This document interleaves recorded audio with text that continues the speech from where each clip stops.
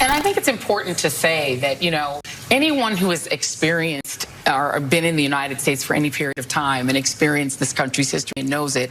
My show had value, and that, I'm sorry, that what I was doing had value. And in the end, I'm sorry, I try not to cry on TV. And I think this is kind of like being on TV, so I apologize.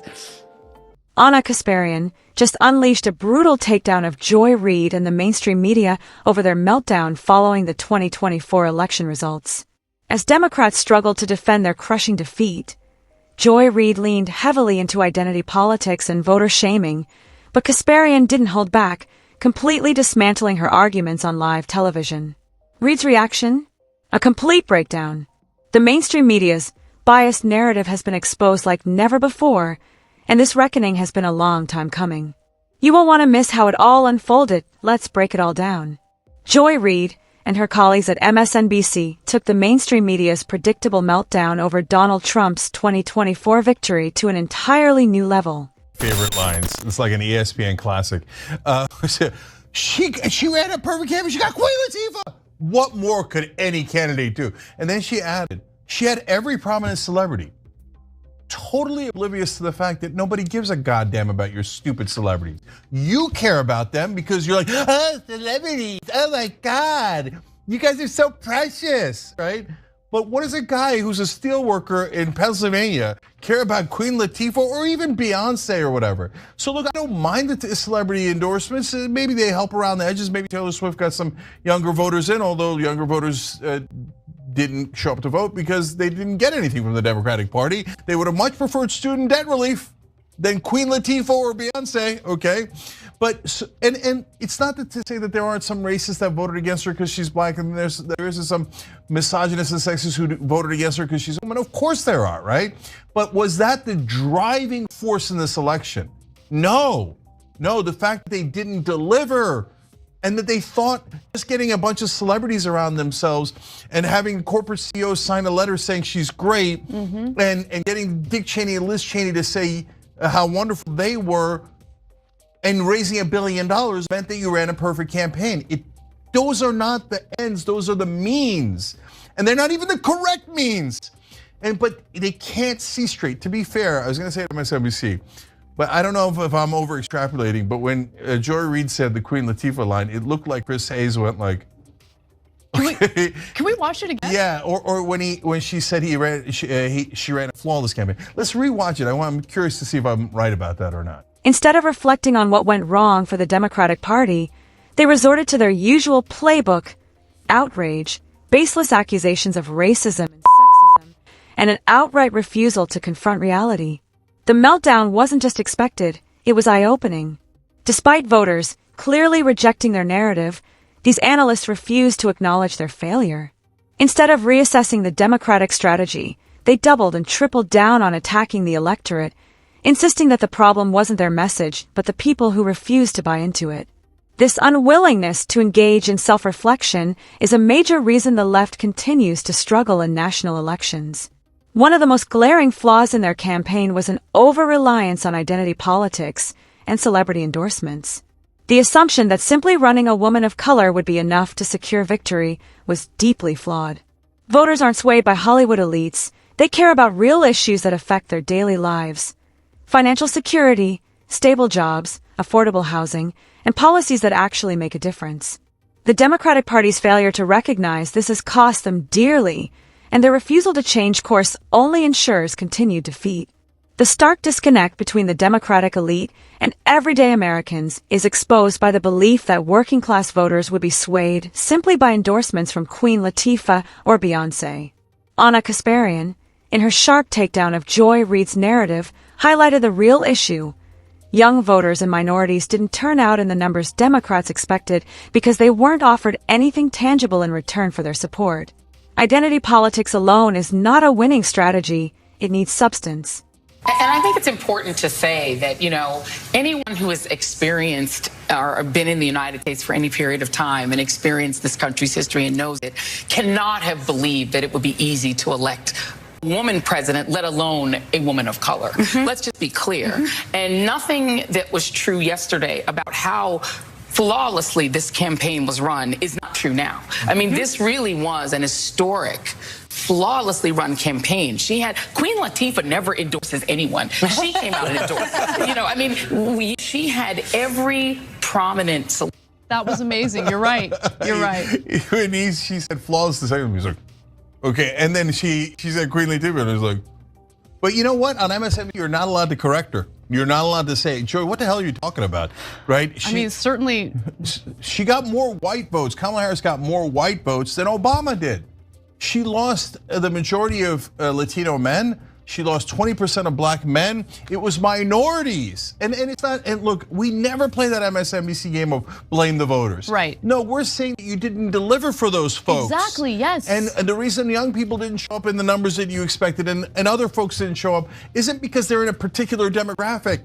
It's because they're normal human beings that care about their wages, that care about the debt that they have, they care about housing prices, etc. And when you look, in the beginning, Kamala Harris was running a good campaign. Not flawless, but good. She was talking about housing prices. She was talking about price gouging. She picked Tim Walz. People really liked that. She surged. She was up 5-6 points in the polls. By the end, she was tied in the polls. And as I told you a million times, if you're tied in a national poll and a Democrat, you can't win the Electoral College. And that's exactly what happened. I want to end with one more video because, the blame game, it has already started. There's a lot of blame toward Latinos, a lot of blame toward white women, because of course, white women, the bane of this country's existence, the biggest enemy.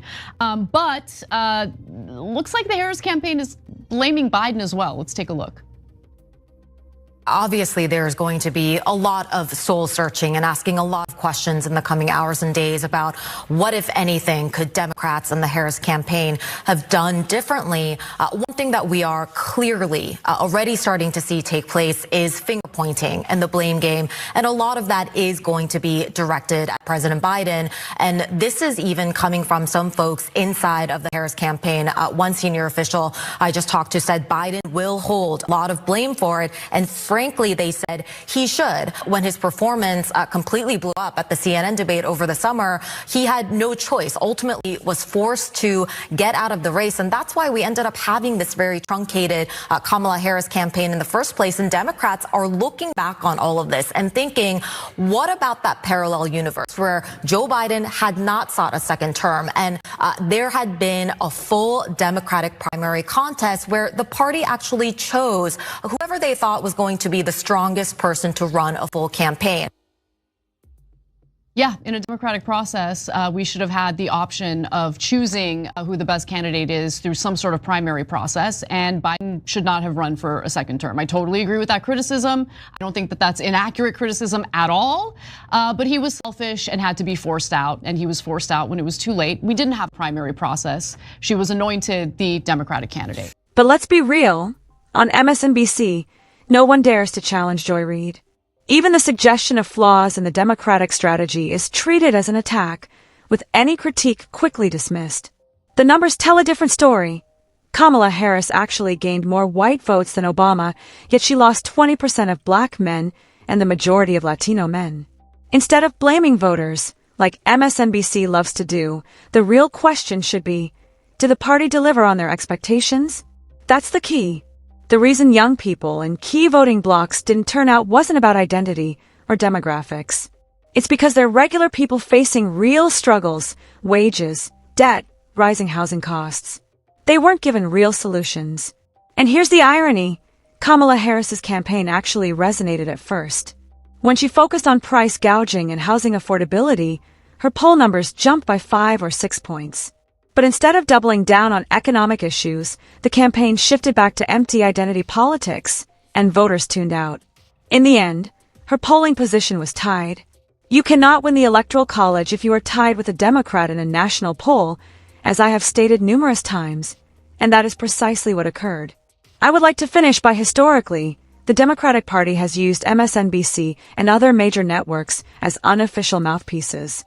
And during this election cycle, they demonstrated that again.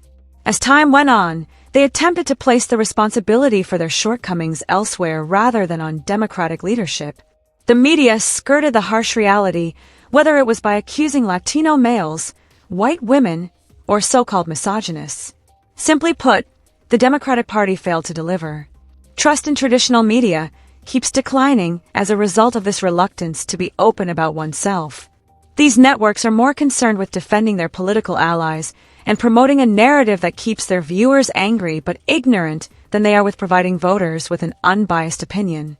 The apparent change in Ana Kasparian's political position following this election is arguably the most unexpected occurrence. Yeah, but for all that Biden shouldn't have done that, and we agree 100%, and there's misogyny in the world, of course, for all of the different factors that went into it, they're all making giant excuses for Democratic leadership because MSNBC does propaganda. These are the same people who told you that Joe Biden was young and dynamic and had no problems at all. And they said, we meet with him behind the scenes and he'll talk for 3 hours and be the most, and then he goes on and debates, says, we're going to defeat Medicare, right? So they're literally lying on purpose. And here they are, they're running interference for Democratic politicians so you don't blame the person who actually ran the campaign and the consultants and the lobbyists who ran those campaigns because they're best friends with the people that work at MSNBC. There was no soul searching. All there was finger pointing. If they did soul searching, they'd figure out why they actually lost this race, which is that they did not appeal to the voters enough and they did not deliver it for the voters. And instead, all they did was these semantics of Queen Latifah and we love celebrities and CEOs. That's why you should vote for us. She seemed to be experiencing an epiphany, in contrast to her fellow Young Turks colleagues who are lamenting the Democratic setback. She seemed to enjoy attacking the left and openly chuckled at the ridiculousness of Joy Reid's position. Given that Kasparian has always been an outspoken progressive, this is an important moment. However, she is now publicly denouncing the left's fixation on media manipulation and identity politics. Even ardent progressives are starting to see that the left's current course is ineffective, as her co-host Sankt Uyghur has voiced her displeasure with the Democratic Party's ineptitude. It could be a sign of a more significant change within the progressive circle if individuals like Kasparian keep turning away from the radical left. They lost this election because they failed to adequately appeal to and serve the needs of the electorate if they were to take stock. We admire CEOs and celebrities, so you should vote for us. They just substituted Queen Latifah's speech. There is growing speculation that Barack Obama was in the background, managing the Democratic strategy that resulted in this defeat. Despite Kamala Harris's weak political appeal, many people think that his influence helped propel her to fame. It was a terrible error, if that's true. By foregoing a respectable primary in favor of imposing Harris on voters without providing them with a strong alternative, the Democratic Party harmed itself. Why would Democrats voluntarily drop a white male candidate in favor of a black woman if they really think that America is as racist and sexist as they say? The solution is obvious. Winning was never the goal here. The goal was to control the inner ring of the party. The Democratic leadership's haughtiness and lack of participation were made clear throughout the entire process. They now have to defend their embarrassing loss in a hurry. Ultimately, Democrats are in a precarious situation. They will either own up to their mistakes and move toward ideas that genuinely resonate with voters, or they will keep pursuing identity politics and media manipulation, which will only lead to more terrible losses in the road. They are opting for the latter and intensifying their use of the same tactics that cost them the election, based on Joy Reid's response. Conservatives should be more than pleased to watch the left continuing to disintegrate if it persists. How do you feel about the video from today? Tell us in the comment section provided.